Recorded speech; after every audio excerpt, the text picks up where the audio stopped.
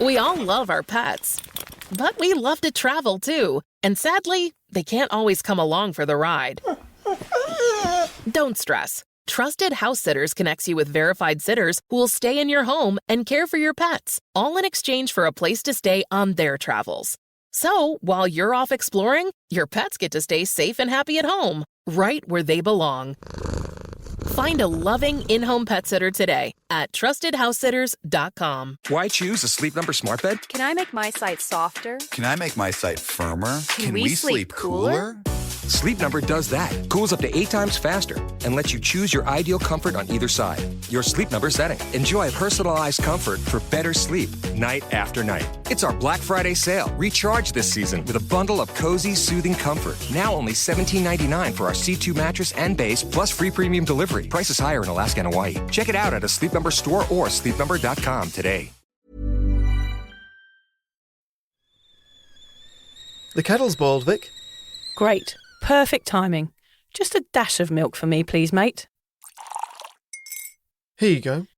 Shall we get started then?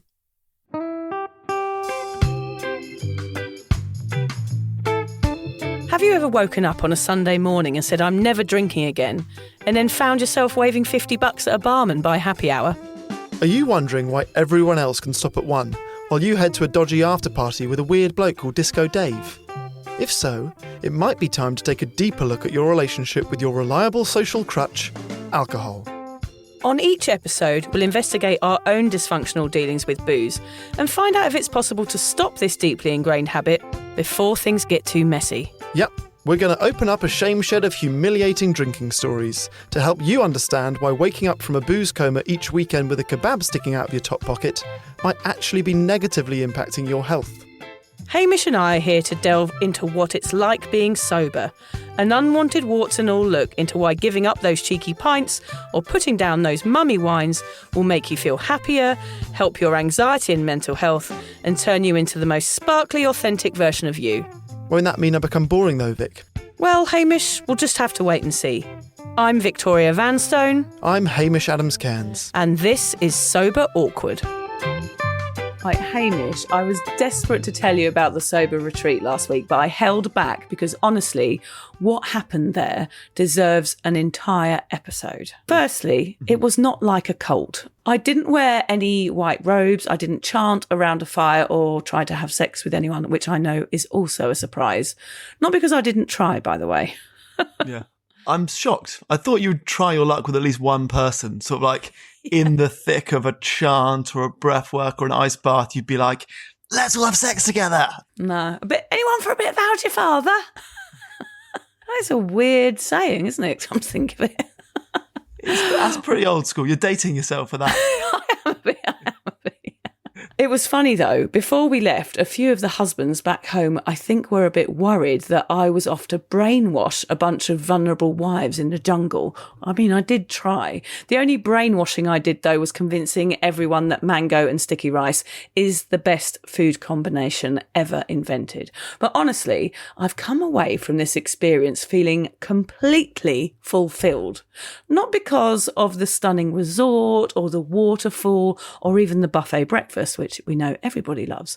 What really made it incredible were the people, my kind of people. What was it about these people that made them so special? They were easy. That was a big surprise to me. I thought everyone would be asking me questions and being annoyed about certain things or it being a bit more difficult than it was. But the people were so easy because they were having such fun. Everyone was relaxed. I think they were just my tribe, people that get it, people who feel awkward and were scared, but brave enough to take the step to go there anyway. Knowing you're not alone on this path, even if you're on holiday, it is actually life-changing. Just being around other people that are on the same path of you. I didn't know. I thought my little meet-up retreats and my camping weekends and things like that were enough for me. But I realised I never really let loose in those situations until now. And this was a whole week of every day getting a bit more loose, if you know what I mean. Did anyone know each other? Was it a complete bunch of strangers or did anyone come in twos or threes? Well, Sober Dave was there and I sort of know him online. I've met him once. Anita was there, like our cuppa legend. And there was a couple of others that I'd met before. I would say I knew about 4 of them, but there were 15 of us all together. It was a real mix of people and everyone having to step into new friendships, which actually made it even more brilliant. It was good that we didn't know each other because it meant we had so much to learn. And that's where the conversations grew from. Amazing conversations from the get-go. And it wasn't just about quitting drinking. It was about replacing kind of an old sense of belonging. It felt like pub chats and messy laughter. And do you remember those shared hangovers you used to have with people where you got the giggles? It was a bit like that. That's what I want to talk about today. I think it is so important to find some sober mates. I mean, not everybody can go off to the jungle and have a week like we did, but having these sober connections, it changes everything. It was eye-opening. I thought I had them until now, but having a week with people was a totally new ball game for me. So this was like a friend's holiday back in the day, except for you're swapping bottomless brunches for emotional connection. Very well said, Hamish. It turns out genuine friendship gives you a better buzz than 3 pints of Stella ever did. No one vomits in your handbag at the end of it, which is a total bonus. In fact, no one was sick. Not even seasickness. No one actually vomited, which was good. But I did have to run to the toilet a few times. I sort of made an anguished face and then I'd suddenly run and disappear. But that was okay. That happens in Thailand sometimes. But that was the ketamine you popped up your bum. No, it wasn't. It was the amount of rice that I'd eaten and extremely hot curries. I always say to the Thai people, Muan Kon Thai, which means I want it as spicy as the Thai people. And I'm always kind of like, think I'm cool when I say it. Then about an hour later, I don't feel so cool, I can tell you. Yeah. In fact, the only words I would use were ring of fire. Too much information. That song comes to mind, yeah. I did see a lot of the photos and the videos. There was yoga, there was waterfalls. There was a lot of people looking much happier than anyone should look when sober. I mean, it's like the smile's only usually reserved for being off your tits. I saw the silent disco. I saw the rainy boat trip. I got a FaceTime during the rainy boat trip. So nothing really seems to stand your way. Even sideways rain on a boat didn't seem to impact the joy of the group. Everyone seemed to look like they were joining in, they were getting involved, and it sort of looked like all of you were high without drugs or booze. Yeah. Is that accurate? I mean, is what I saw the real deal, or were you all just putting on for the cameras and in truth you're all miserable? Well, that was what was amazing. Okay, which is what I'd never experienced before, was the kind of mutual joy.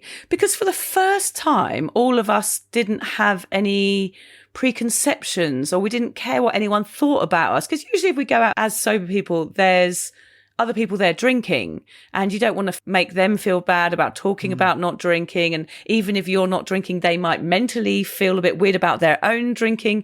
And all of that was suddenly taken away. And that boat trip, I will quickly mention it here, it rained all day. Okay, so we're going at the end of the monsoon season. I said to people, bring your cagoule, because this could be very, very rainy, but let's embrace it. And that's exactly what we did. As soon as I saw it was going to rain all day, luckily they had like a mega sound system on this boat, right? It was like a pirate ship. And I cranked up the 90s house tunes, Ministry of Sound, and everybody, we're all about the same age. So it was like quite like a retrospective. And we were all just raving on this boat and doing like robot dancing and then dancing in the middle and doing some like break dancing moves. It was like a sort of 80s wedding. That's how I would describe it. But we were all completely sober. We let loose for the first time ever. Even one girl said to me on the silent disco night, hello Verity, if you're out there, she said, I have not danced since I gave up drinking. This is the first time. I just feel amazing. I didn't know this was possible. And that's what happens with the silent disco, is all of a sudden you don't care what anyone thinks about you. And it is such a wonderful feeling. And that's what the feeling was. It was not a care in the world. And let's be our true selves, which is actually really similar to our drunken selves. We did everything: Thai cooking, Thai boxing, and we even had a quiz night that got us all laughing and was a little bit competitive, I must say. Mm-hmm. The part I enjoyed the most was the writing workshop, in which everybody read about the moment that they decided booze wasn't working for them anymore. The stories were similar That's what's always interesting and really inspiring. And honestly, I did not think that 15 people doing the actions of the birdie song or doing the conga line could be so bloody healing and reassuring, but it was. Do you know the song I'm talking about, Hamish? No, I'll have to ask. You know the birdie song? It might be a little bit before your time. What are the actions to that? And then it goes where you all link arms and do some really funny dancing. It's like a kid's birthday song. You would have thought that would have been the most awkward moment of the whole trip when I put that on. It was literally the moment everybody's eyes lit up and their smiles were so big that it looked like it was hurting their faces. All of us in this bloody jungle, in this yoga sala where people are supposed to be meditating, doing the birdie dance. I mean, I was crying with laughter. It was absolutely brilliant. I mean, that is the sort of thing that a group of drunk people would do, isn't it? Yeah. Like, it's shall exactly we all do the same. birdie dance? Is like great drunk brain idea, not a load of sober people in a jungle. Yeah, I'm going to change the playlist up a bit next year. I'm going to add like the Macarena, Cotton Eye Joe, maybe Nutbush and the Hustle. I'm going to add all of the classic ones that have dance moves because that seemed like that's what everybody wanted to do. Yeah. It was so funny. It's weird, right? I thought alcohol was the thing that made connection possible. You know, let's have a drink to loosen up sort of thing. I thought that's how I made friends. But being with these people, totally sober, totally themselves, it was better than any drunk night out I've ever had. There were no masks, no pretending to be fine, just real people showing up exactly as they are. It was beautiful, Hamish. Such a result. Also, the thing about sober friendships is that they do seem to form a lot faster. Like sober people, if you're new to the sober world, you will quickly realise there is very little small talk. They don't really give a shit how the job is or the weather is or the kids are. We get right into it. It's so true. And whenever I meet someone, and usually I can tell by their sparkly eyes that they're sober, but I don't ask. And then as soon as they tell me, I'm like, yes, I can have a proper conversation. No chit chat here. It's kind of straight in, isn't it? Nice to meet you. Here's my emotional trauma. It's deep and it's very awkward and it's bloody brilliant. Sober people tend to skip the nonsense and get straight to the truth. I think that's the point. That's why these connections stick, and that's why these friendships that I made will last forever. I mean, the WhatsApp group still now is just like, I miss you, I'm missing our time in the jungle. And yeah, I think they're going to be friends forever. It was such a fantastic group. And actually, do you know what? A lot of people said, Vic, we know what we're coming for when we're coming to see you, which was a really lovely comment a few people made. Was like, it's you that's making this easy and it's you that's making this fun. Because I'd designed everything to be a bit silly, because sobriety doesn't have to be about all these deep conversations all the time. It kind of leveled it all out when we did loads of stupid stuff and we painted each other and, you know, all the stupid dancing and everything. That's what made it even better, because we were allowed just to be ourselves and we were allowed to laugh. And a lot of people said, I don't feel like I've had a lot of fun since I've given up drinking. And that's the importance of this conversation, Hamish, is we can feel a bit boring sometimes, and you have to put yourself out there and you have to find your mates to get over that a little bit, I think. I think we can reveal now, although we haven't said this on the podcast, that as the day of the retreat was approaching, you were panicking a little bit. Dread is too strong a word, but there was certainly anxiety and, what if this all goes tits up and I don't want to be the one in charge, and is there going to be one prick there? There's always one prick there. That seemingly is not the way it played out. It is not the way it played out at all. And funnily enough, I was even scared on the plane. I was like, right, the pressure's on me. I've got to bring the fun. I'd organised everything before I went. Everything was done. So I just had to kind of pull it out of the bag when I got there. And as soon as I realised that everybody was also there just to have fun, it was like, okay. And I went into some sort of Zen mode. I just kind of slipped into it. There were no problems at all. I was just pleased to be hanging out with all these people. They made the job easy and I was able just to sit back and soak it all up. I mean, Sober Dave being there was a massive help too, because he's great to fall back on. He's got loads of nuggets of sober wisdom when anyone needed them. It was a real eclectic group from all over the world having this kind of weird and wonderful adventure together. And I went with it. which was brilliant, because usually I go into situations and I talk myself out of it. We talked about this on that RSD episode a bit, Hamish, and I think my foundations had been a little bit rocked since then. So I was going into everything feeling nervous. I'd lost my confidence a little bit and was feeling like, oh, maybe I can't do this. And, that's a feeling that everybody feels. It's like starting a new job, Haim. You knew that feeling when you started your job. It can feel overwhelming just because you've never done it before. And I certainly felt that. But within 24 hours of realizing that this was going to be okay and telling myself I can do this, there was a bit of me in the mirror, poking my face in the mirror going, it's okay, you're brave, you can do this, a bit like I did when I did that speech. And once I got over the first 24 hours, I was like, right, this is fine. I'm going to be all right. The reason we wanted to record this episode today is to get you to find your people, to tell you why this feeling of oneness that I felt will give your sobriety a massive boost. Because when you quit drinking, it's not just the booze that you lose. You can also lose your social circle, your routine, your identity, and suddenly those Friday nights begin to look very empty. Everyone you used to hang out with seems to still be living that same life that you used to, and it can feel like you've been left behind. That's why finding sober mates matters so much. It's not about friendship. It's about belonging again. It's about having people who understand the weird bits, the anxiety, the awkwardness, the grief of your old life. I think that when you connect with people who get it, something in you shifts. You start to feel safe again, seen again, maybe even normal again. You start laughing the way that you used to, but for real this time. And suddenly that feeling of connection, well, it's like sober superglue, and it keeps you steady when the world gets a bit loud. Did you know I did superglue my fingers together before the retreat? What were you making? I was making a trophy for the quiz night, and I was gluing a Sober Awkward logo onto this plastic trophy. It wasn't a quality item. And then I was holding it on and actually glued my fingers to the trophy and then together. Yeah, and I had to take like 2 hours picking the glue off, thinking that all my skin was going to come off. So, yeah. I don't think I've ever used superglue, not superglue my fingers together, but peeling it off is quite fun. I quite like it. No, I think I used an extra strong one because it was literally taking bits of my skin with it. It wasn't it wasn't fun at all. Is there real human skin on the trophy? Because that is that's a nice tradition to start. Yeah. The skin trophy. Actually, Haim, I think I laughed more on this trip than I've done in a very, very long time, even with you. It's liberating to know that the fun party animal is still in there just under the surface, waiting to poke its head out as soon as I find people that are just like me. So, Haim, I've got a few questions for you, because I reckon you're probably the perfect example of someone who's had to totally relearn how to connect without a pint in your hand.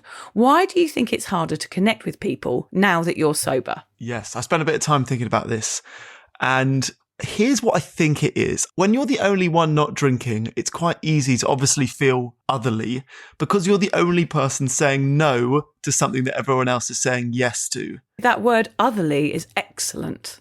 Oh, thank you. Did you come up with that? Did you make up that word? I did. I mean, it's a word that I know. I've been speaking English all of my life. I know loads of words. You'd be really impressed. Is otherly a real word, is it? Otherly is a real word. I've never heard that before. I absolutely love it. So it's like being a sore thumb, that you're being otherly. I mean, you can't just butt in every time I use a fantastic word because we'll never get to the bottom of this. I need to give you the respect it deserves. Well done. I'm now just in my head trying to think of really good words. It's going to still sound really basic for the rest of this point. Yeah. But I think what I find challenging about it is that when you're the only one saying no to something that everyone else is saying yes to, and someone like me identifies as a yes person, it can feel like a clash in your character. And it took me a long time to unpick the idea of sobriety not being something you say no to and more something you're saying yes to, because it feels like you're just abstaining from something rather than choosing sobriety as an active thing rather than a negative thing, if that makes sense. When you're drinking, it's very easy, if you're feeling down or bored or not up for it, to have a few drinks and then just turn it on. Like you turn yourself up and you turn it on socially. And that is not as easy to do when you're sober. There's no shortcut to just turning a feeling around anymore. It has to be a little bit more genuine and a slightly less chemical. Also, you can feel too conscious, particularly if you are in a dull conversation or a shit party. because those things still exist and you're more aware of them when you're sober, and you're like, oh, this is a shit party and it's only just got started and I kind of have to be here for a polite amount of time before I make my excuses. That is so true, Haim. I think you've hit the nail on the head there, where sobriety is actually, in one sentence, realising that parties are shit. Some of them are shit because Some of them are you shit, don't yeah. have as easy a get out of jail free card from a boring conversation. It's like, I'm just going to go to the bar, or like you pee every 10 minutes, you know? I get to a party, let's say there's 50 people there, and I know 25 of them. I'm going to be there for 3 hours. I find myself speaking to one person that I don't know, who I know within a minute is dull, for like 45 minutes. I'm like, fuck, I don't know how to get out of this conversation. It's just me and him, or me and her, and neither of us are enjoying this, but like, I don't have the excuse of like, I need to go to the bar, I need to get a drink, I need to go to the loo, and then I can just like, hopefully bump into someone more entertaining. But actually, when you're sober as well, those people are coming up to you and they're telling you all the reasons why they're drinking on that night and how they don't normally drink that much. So that's why the conversation is dull, because you're sober, they think it's okay to then launch into a whole tirade about all the reasons they don't normally drink that much. And I mean this with the greatest respect. I'm happy to speak to you about sobriety till the cows come home. I don't want to speak to everyone about sobriety all the time, you know? Like, we talk about it enough. I know all of the things. I know the reason that people drink. I know the reason that you're justifying your drinking and you feel the need to tell me because I don't drink. I'm more interested to speak to sober people about sobriety than I am current drinkers about sobriety, because usually it's just them justifying their drinking to me. You know, it does tend to attract dull conversations as well. And I also feel like I have lost something that played an integral role in the formation of many a friendship. And a lot of the fond memories that I have of friendships often revolved around alcohol. So I think what you said earlier, we think that we build relationships on alcohol. And I think actually a lot of us do. You do sort of slightly sacrifice some of the things of like, we're all doing this reckless thing together, how fun. It's easy for me to feel like I've lost a little bit of that because, you know, I've got great relationships with people that I just drank with all the time, you know, and I don't want to discredit those now that I'm sober. Like, they're still valid friendships that have lasted the test of time. That shared recklessness. You got it a little bit when you were young, and then as you got older, it's like, should we all sneak off to the loo to do a line? You know, like there's that we're all doing a naughty thing together, fuck it. Yes. You don't really have that anymore with sobriety. There isn't really a replacement for that. There's not a substitute to the recklessness when you're sober. I feel that in my bones, Haim, because I just remember that feeling of somebody whoever had the Coke. Yeah. And it was like, oh my God, I've got the power here. I've got the power not only for my own recklessness, but to supply it to everybody else, all of my mates there. And that was kind of like a badge of honor. It was like, come on, girls, I've got this. Let's go to the toilet. And I've got the power to make everybody else's night just that little bit better. Well, that's what we thought. But we probably all went into blackouts and went home with kind of some weird bloke at the end of the night. But what I'm saying is that recklessness, when it was communal recklessness, somehow made your own behaviour okay. And that was actually a really nice feeling. And I do miss that a little bit, because you don't feel that level of naughtiness or sneakiness, or that you're doing something illegal, which we were, of course. We just never got caught or put into prison for it. But like, we were doing something that was illegal, and that felt really fun. And that is a very hard place to get to when you're sober, because you don't want to do things that are illegal anymore, quite honestly. You know, you don't want to be reckless. You don't want to risk your life. You don't want to be naughty in that sense. And for some reason, when you've been an ex-party animal, that can feel a little bit boring. So I know exactly what you're talking about there. It's interesting, you know, I'm reading Claire Pooley's book at the moment, and she talks about the idea of we were rebellious, you know, like smoking as young as possible, drinking as young as possible, doing crazy shit on a night out. Being a rebel is the thing. And then you're sober and you're like, I still feel like I'm a rebel, but like the most rebellious thing I'm doing is having a coffee after 3:00. You know, like where's that part of my identity gone? Can you still be a rebel and sober? And the way that she justifies it in the book is that if, for argument's sake, 80% of the adult population drinks alcohol and 20% don't, those are estimates. but it's the 20% who are the rebels, right? If the rebel is going against the grain, maybe sobriety is the rebellion. So, I mean, you can tell yourself that narrative and believe it if you like. I know. But there is an element of, can we still be rebellious? Where's that gone? It's not quite the same feeling as stealing a stool from a pub and running down the road and getting chased by the police, is it? Or traffic cone on your head. Yeah. Or a traffic cone on your head naked on a beach. You know, it's not the same feeling. That giggling and running away when you were hammered of something that was really funny or naughty or dangerous and risky to your life, it was quite an exceptional feeling, I think. And it's something that in my brain, I still want to be a little bit part of. But I do get that analogy of like sobriety being the rebellion because we know we're going against the tide a little bit. I like that. And I do tell myself that sometimes when I want to run away from a policeman because that is quite tempting too. But yeah, I do drive around car parks the wrong way and keep the toilet door open at the plaza. You know that, Hamish. They're my ways of fulfilling.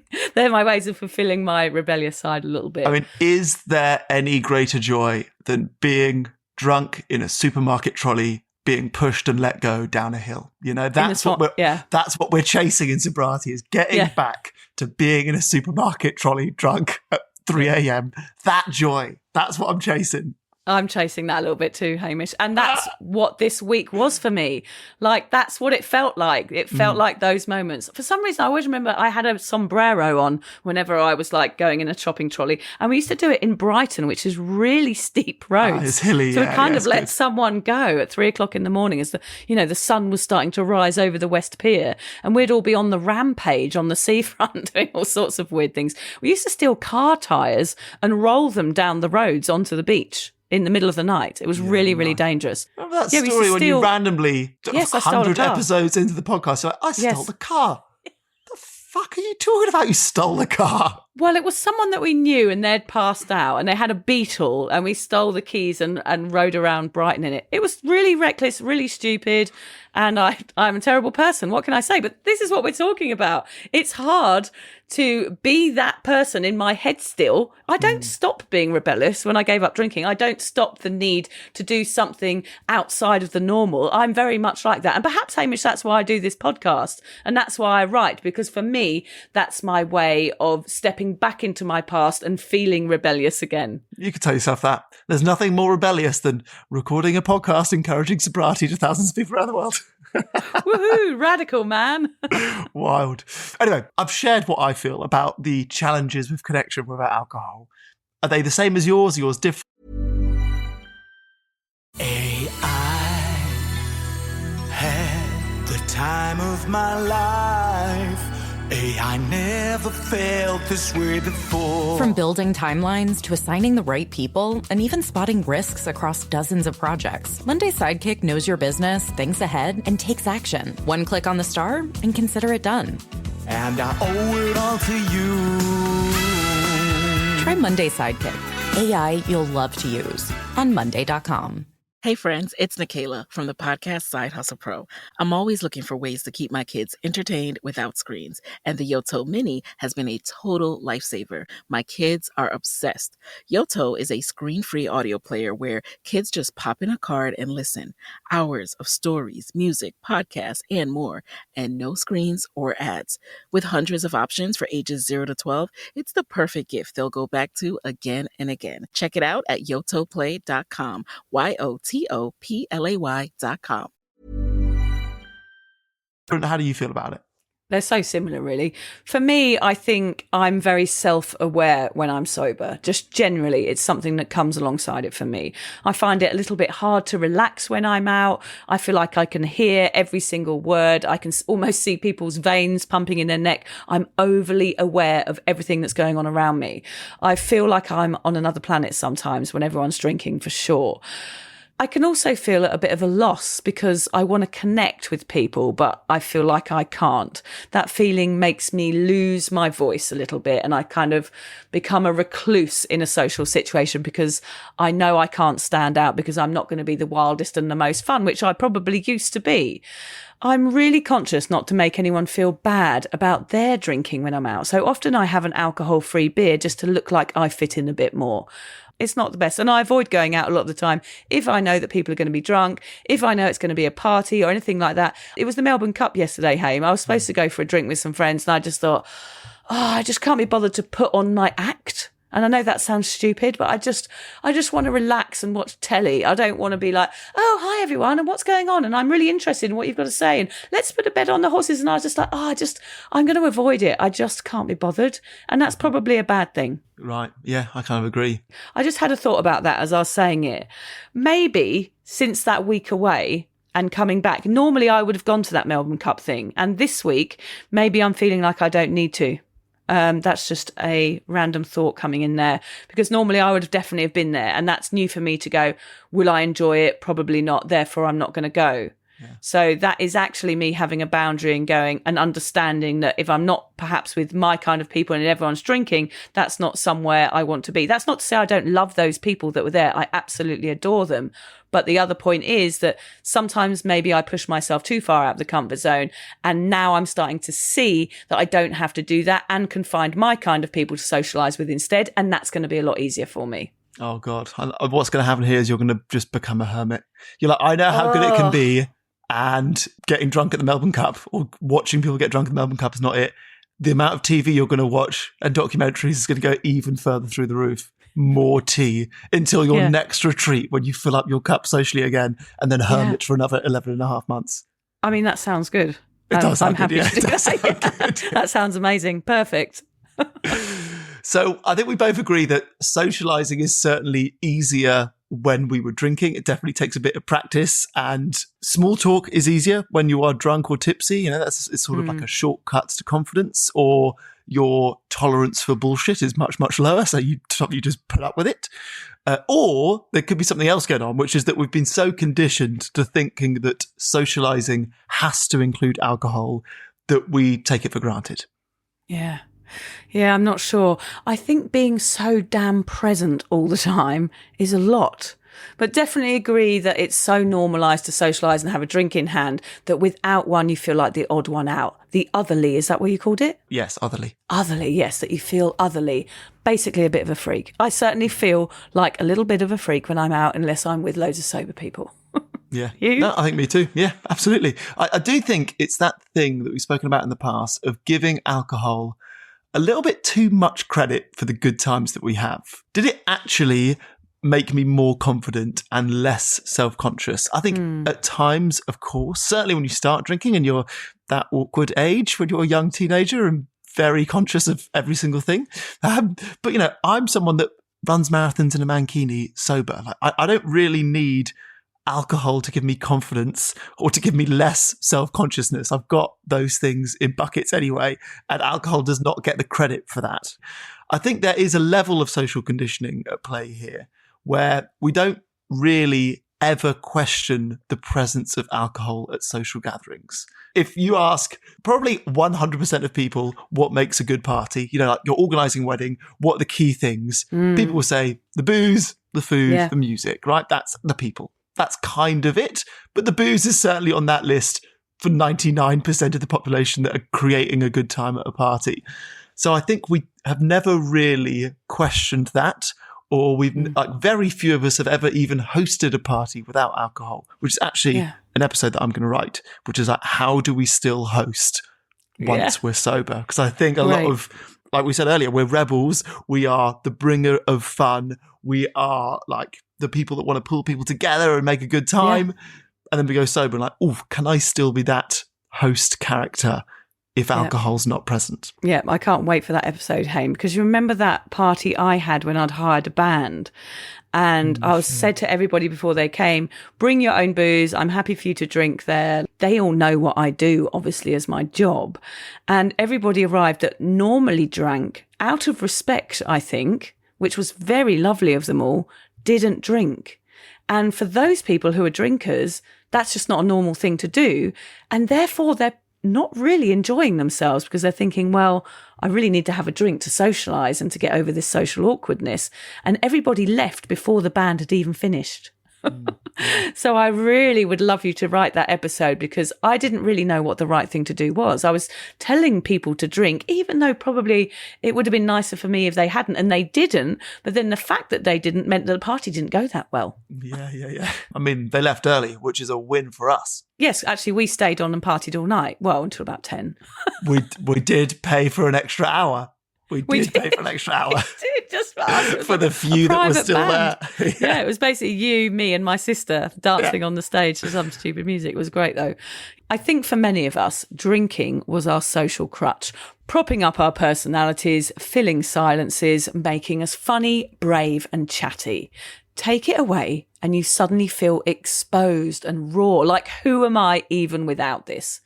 Do you ever feel like you've had to relearn how to be around people, Haim? Like what to say, how to relax, and what do you do with your hands? Like, I don't ever know what to do with my hands. I'm always like scratching my head or scratching my bum. I don't know what to do socially anymore.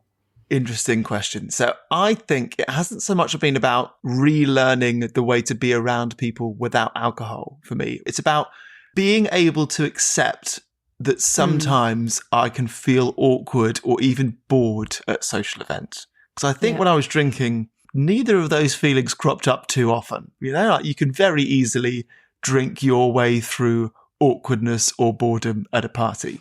So I think it's about like feeling the energy of a room change and know that, all right, now the time has come for me to leave before the night turns. That's the thing that you're learning when you start socializing sober. It's about finessing the ability to understand what I find fun on a night out, like you just referenced, like what I like, and then growing the confidence to say no to a social gathering that isn't a good fit for me. Okay, perfect. You literally did that yesterday. But I think exactly what I did, yeah. That is a skill that you get better at, and you better understand, like, you can like make this about you rather than the party. You can be like, I am fantastic at this kind of party. I am absolutely, I'm boring to talk to at this kind of party because I'm having a bad time. I want to leave. And then once you figure that out, just say yes to the good ones and no to the bad ones. Yeah. I'm just going to add a problem with me, Hamish, is that this is something that other people might find with their work as well. I'm so passionate about sobriety and I love talking about it and I love what we do and I love everything that we've ever done with Sober Awkward. So often, you know, I do this too. I steer people's conversations. This is so embarrassing, right? And I know I do it and I fucking hate myself for it. But I steer people's conversations back around to sobriety, sometimes without even realizing I'm doing it because I'm so excited about it, right? So I might be out with people that are drinking and I know I'm saying, well, they might be going on about their drinking, but usually it's because they've asked what I do and then I tell them. So there's a part of me that has lost my personality, everything that I knew before and all my funny stories and everything, because it's become over, my whole personality has become overwhelmed with this one topic. Therefore, I'm probably quite boring to be around when I'm out. I'm consciously thinking about that. Oh, stop talking about sobriety, Vicky. Stop talking about it. Stop talking about it. And people are probably also thinking that, like, shut the fuck up about sobriety for once. So that makes me even more conscious when I go out because I'm trying not to talk about something I feel extremely passionate about. So this is why you enjoyed the Sober Retreat. It's the only party you've ever been to where the people weren't bored stiff by your conversation about sobriety. Yeah, there are people who tune into this podcast who tune in to listen to us talk about sobriety, and that is not your normal crowd. Honestly, at a pub or a party. They're not stuck with you at a party and they don't know how to get away from you. Yes, I remember on that RSD episode, I said, look, from now on, I'm only going to do things where people are invested in me and invested what I do, because otherwise you're preaching to the wrong crowd. Who is better invested than fans of our podcast, Hamish, to meet them in a jungle for 6 days? Like, they are invested in what we do and they know what to expect and they want to have those conversations. So obviously that makes everything a lot easier. True. Oh, interesting. What about you? Have you had to sort of relearn how to be around people without booze? Well, yeah, because I have to limit the time I'm around people definitely now because I do get social exhaustion. And as you know, I often act drunk, which is really embarrassing because I'm worried that people won't find me fun otherwise. I think the tiredness I realise now since that retreat is that I'm not often with my kind of people. Therefore, I'm putting on a bit of a front, I'm putting in loads of effort, and I'm actually pretending to enjoy myself when in fact I'm not. And that's usually with people I haven't met before or just kind of loose acquaintances. When I'm with mates, like local mates and stuff, I'm fine. But if it's someone I've just met, I find I'm forcing a personality, and that's what I didn't have to do on the retreat. Yes. That's for sure. Well, that is another thing I was thinking about the retreat. Maybe the reason everyone had a good time, well, we know that you had a good time, we assume everyone else had a good time, is that no one had to act anymore. You didn't have to become a chameleon to fit around the wants and needs of a group of mostly drinkers, and the shield was down effectively. You could really be yourself. Do you reckon that's it? Yeah. Absolutely, that's it, Haim. There was no expectations. And one of the things that I said actually on the first night as I did an introduction, I was like, guys, remember why we're here. We're here because we've all been through a similar struggle. And for some reason, just saying that, it gives you a respect for the rest of the crew, actually, because you know that they're there because they've given up drinking, and you know that that's a really hard thing to do. So therefore, there's a mutual respect from the get-go. I remember hearing someone talk, it must be a podcast or a lecture or something. A friendship begins when you say to each other, yes, me too. You know, as soon as you establish that first point of reference, that's where you can build a relationship out from. And I guess, in a group of sober people, you don't have to say it. You know immediately, okay, we've all got this enormous thing in common that can dominate every conversation that you have, like you. Yeah. And so you can build from there. There's like that mutual connection of having been through a struggle, but then that in itself allows you to be yourself. I think that's why it was so easy to connect, because I was me, the real me, the me I am now, the me that I actually want to be, completely myself. And it was absolutely liberating. There was no pretense, no fear of judgment, no hiding, just me surrounded by 14 other people, desperate to simply be. That's what connected us, I think. And that's what made me feel kind of free. We were all showing up as our true selves, maybe for the first time socially since we gave up booze. Yeah, well, that's it. You're all yourselves. You're not acting anymore. You're properly with them. No fog, no fake confidence, just you. I can actually feel from talking to you and from the videos and photos that I saw that there was kind of magic. Like there was a completely unique experience going on between this group of strangers that you're all going to bring home with you. Totally agree with you. I shared a video on my Instagram page at Drunk Mummy Sober Mummy of us dancing on the boat, and I keep looking at that because my face in it, I'm smiling, doing like a selfie of everyone dancing behind me. And I don't think I've ever seen my face that happy, honestly. It is not pretend happiness. That is like, oh my God, I'm on a fucking boat in the rain in the middle of the Andaman Sea with a load of bloody strangers, and we are having the best time ever. It was pouring with rain, no matter what. The funniest thing about that boat trip, Haim, was that the Thai driver of the boat, where he sat and steered the boat with the steering wheel, what's that called? Like the boat helm or whatever. Sure. It was up on a platform, and it made it look like he was the DJ. So the poor guy, as soon as we realised this, we all turned around and we were like, it looked like the boat was like the decks. Great. And we were like, yeah, come on. It was absolutely hilarious. But when I look at that picture, it makes me almost emotional to think about it, Haim. It was my face in that. You can see it in my eyes. I'm just having the best time ever. There is nothing glassy about the way that I look. I don't look pissed. And when I look at videos of me from my past normally or from party times, it's those great white shark eyes. The lights are on and no one's home and I'm in a blackout. I'm never going to remember what's been going on around me. And the presence in my eyes, I know that sounds a bit woo-woo and cheesy, but I'm totally present in that moment and I just have the fondest memories of it. And it brings me joy to think about it because it was just so bloody real. It was a real feeling of being warm and cozy. And I had been truly reminded that sobriety is incredible and it allows me to connect in a way that I never thought was possible. It's just a reminder of why I do this and why I keep on track, because those moments are pure gold. Love it. So look, obviously not everyone can go to a retreat in Thailand like you did. So some of the listeners might be sitting at home and they'll be going, that sounds cool. I have 5 kids and a job. But how can I still experience that? How can I still tap into the feeling that you have all shared? So today we're going to give you some ways that you can do that. So you can feel like you're part of something rather than just the teetotal Billy No Mates that you probably currently feel like. I'm just going to talk about some of the sciencey research that you've done around connection. So humans are wired for connection. It's built into our nervous system. When we feel isolated, our brains actually register it as danger, like we're being chased by a saber-toothed tiger. So loneliness triggers a stress response that can raise blood pressure, lower immunity, and even shorten your lifespan. In fact, studies show chronic loneliness can be as bad for your health as smoking 15 cigarettes a day. That's mental, isn't it? So connection, on the other hand, does the opposite. So when you laugh with someone or even just feel understood, your brain releases oxytocin, which is the bonding hormone which calms anxiety and strengthens your emotional resilience. It's why those moments with your sober mates can feel so bloody good. You're not just chatting, you're regulating each other's nervous systems. That is why it's often said that the opposite of addiction is connection. Oh my God, that is so spot on. That's how it felt. It felt like we were regulating each other's nervous systems to the point where it lowered our pulse rates.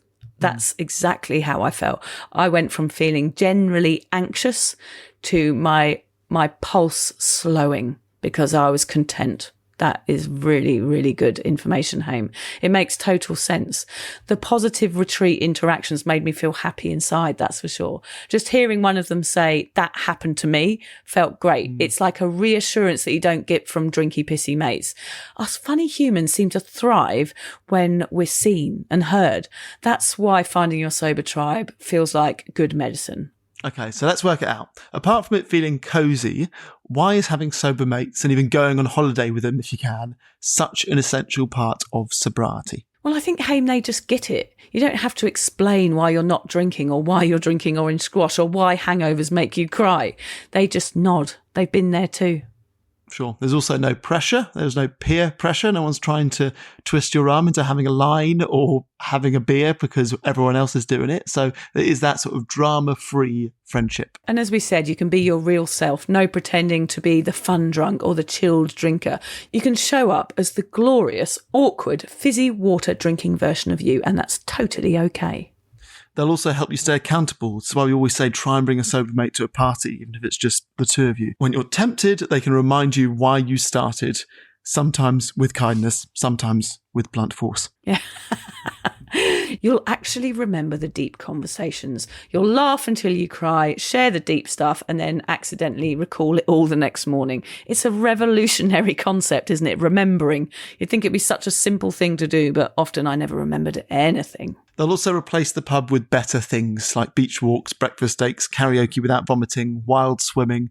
Sober mates make life a lot fuller and bigger rather than smaller. They really care, and you'll find yourself doing far better things than sitting in a pub for 6 hours. I think Sober Mates Care, Hamish, is a really good t-shirt option for us, isn't it? Sober Mates, we care. Does that imply that all of our friends that drink don't care, though? It feels pointed. I wouldn't wear that out and about to anything but a sober retreat. Yeah, true. When you're around calm, grounded people, your brain and body relaxes. It's science. Connection really helps you heal. You share the wins. So your first wedding, they'll cheer. Rough day, they'll remind you how far you've come. They make the lonely bits a little bit less lonely. And also, they're able to model what's possible. Seeing someone live with immense amounts of joy without booze proves to you that it can be done. They basically make it fun again. Sobriety isn't beige, it's messy, hilarious and alive. With sober mates, you'll dance badly, belly laugh often and feel totally free. Basically, I think, Haim, that holiday, if you'd seen us on that boat dancing in the rain, you would have thought we were all absolutely wasted. Some drunk loonies on a hen do or a stag do. But we weren't. We were just letting go. And that was possible, well, literally, because we were all in the same boat. And there's something about that, isn't there? Just being together, having been through the same sort of struggle. So if you're listening and you are struggling to make any sober mates, what can we recommend they do? Well, first of all, come on a retreat. There's one happening next year. Honestly, nothing bonds people faster than sweat and a few dodgy dance moves in the Thai jungle. But if that's not on the cards, there are so many ways to start building your sober circle. But if you do want to come, it's soberawkward.com. Also, you can join Cuppa. That's our free online community. It's full of sober people, newly sober people, sober curious people, people that aren't even sober yet but thinking about it. You can chat to people there who are going through exactly what you are. I've said it before and I will say it again, Hamish, start your own local meetup. It's as simple as a walk, a beach coffee, or sitting in the park pretending you're not both slightly awkward. Put it on Facebook, do a call out for sober buddies in your area, or head along to events and workshops that aren't centred around drinking, like yoga, art classes, comedy nights, or writing groups. You'd probably find some sober people there. And the big one is be honest. Tell people that you love more connection. It's not needy, it's brave. Saying, I'm trying to build some new friendships is one of the kindest things you can do for yourself because it takes effort. And if it's important to you, it's time to create it. I'm so looking forward. I'm actually going to see some of my new mates again in a couple of weeks, Haim. It turns out Nicky, hello Nicky, is an amazing violinist and he plays for the Queensland Philharmonic Orchestra. And we're going to go and see him play on the 28th of November. He's invited us all along. Now, obviously a classical concert has never been on my to-do list, but just the fact that I'm going with people who really see me and get me, I think that's the bit that's going to fill my cup. But I am so excited to see it. And that's the thing, you make all sorts of different connections. When I was a drinker, I certainly ever only hung out with people that were like me, that were all drinkers and they were all sleeping around and all were doing a line of coke in the toilets. They were my kind of people. But now I find in sobriety, my friendship groups have opened up to all sorts of different people. I mean, in my writing group, everyone's over 80 and they're all like my buddies now. So it just proves that you don't need booze to connect and it opens up all sorts of people to you, which is brilliant. Absolutely. Yeah, remember, connection can come from anywhere. Book clubs, volunteering, online sober events, cold water swimming groups, even dog parks. Basically, anywhere where people are doing something real and present without booze. You'll be amazed how much more meaningful connections are when no one's 3 wines deep pretending to be fine. Actually, they're all fucking pissed at my dog park. Are they? That's the booziest place. Yeah, in the mornings, they're taking their dogs for a walk. It looks like coffee, but I think they've got a bit of whiskey in there. I need to pissed, tell you before we go what I am doing in 2 nights' time, because it's the first time that Liz and I have done, this is immediately going to sound sexual, it's the first time Liz and I have done this thing since 2019, and it is not sexual intercourse. It is, we are going out dancing to Craig David. He's here. You're going to see Craig David? He's playing tomorrow night in Sydney. And Liz was like, you just go, it's difficult with the kids, and like, just go and take a mate. I was like, no, we have to do this together. So we've got both kids taken care of. We're driving one up to the granddad. Grandma's going to come stay with us. And we're going to go Craig David. First time on a dance floor with Liz, other than at a wedding, since 2019. Oh, wow. Yeah, that's going to be brilliant, Hamish. Are you going to get him on the podcast? Are you going to do some awkward sort of sidling up next to him like a crab and say, I'm one of your biggest fans? I can't tell you how often I've wished him to be sober so that I can invite him on. I need him to be sober to invite him. He's not. Yes, so I'm like, but he's super spiritual. I'm like, can we just like make an episode about something else just so I can get him on? Yes, I think you could. Oh my God, that's so exciting. I'm going to end with a quote. Be who you are and say what you feel, because those who mind don't matter and those who matter don't mind. That's a Dr. Seuss one. That's a nice one to end on. I always thought that was my mum's quote. She used to say that about wedding invites. I was just saying, but the problem is with coming back from a sober retreat is coming home. Yeah, I bet. And all you're talking about is how much fun you had when you weren't with us, the family. Yeah. Oh, yeah. And then I've just got to make school lunches. I've got to like do drop off. I've got to do tidying in the dishwasher and make meals and do all the stuff that is very unrebellious. How quickly does the relaxation that you felt tighten back into anxiety? Come home, by 2 Monday kids are morning, I screaming, got back, there's like dog food on the floor and there's lunches. Hey friends, it's Nikayla from the podcast Side Hustle Pro. I'm always looking for ways to keep my kids entertained without screens, and the Yoto Mini has been a total lifesaver. My kids are obsessed. Yoto is a screen-free audio player where kids just pop in a card and listen. Hours of stories, music, podcasts, and more, and no screens or ads. With hundreds of options for ages 0 to 12, it's the perfect gift they'll go back to again and again. Check it out at yotoplay.com. YOTOPLAY.com. TOPLAY.com. Why choose a Sleep Number smart bed? Can I make my site softer? Can I make my site firmer? Can we sleep cooler? Sleep Number does that. Cools up to 8 times faster and lets you choose your ideal comfort on either side. Your Sleep Number setting. Enjoy personalized comfort for better sleep night after night. It's our Black Friday sale. Recharge this season with a bundle of cozy, soothing comfort. Now only $17.99 for our C2 mattress and base, plus free premium delivery. Prices higher in Alaska and Hawaii. Check it out at a Sleep Number store or sleepnumber.com today.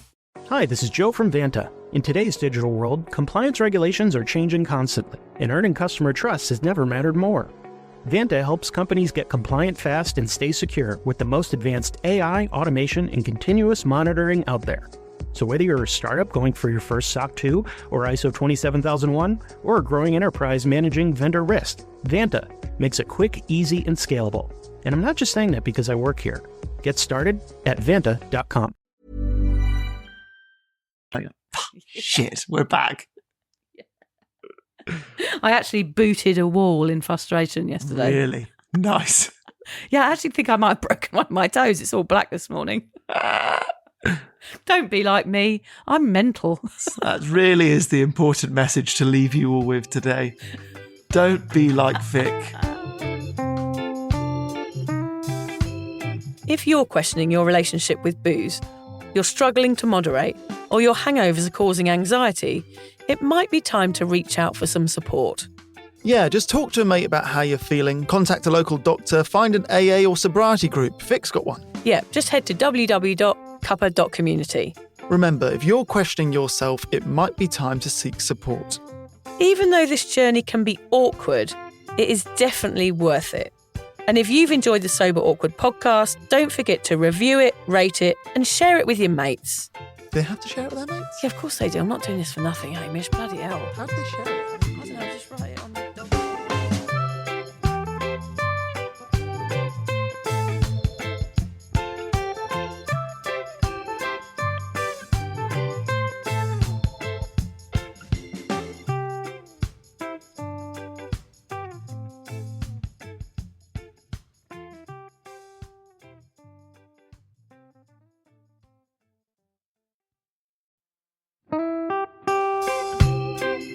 So, as you probably know, my comedy memoir, 1,000 Wasted Sundays, is officially out.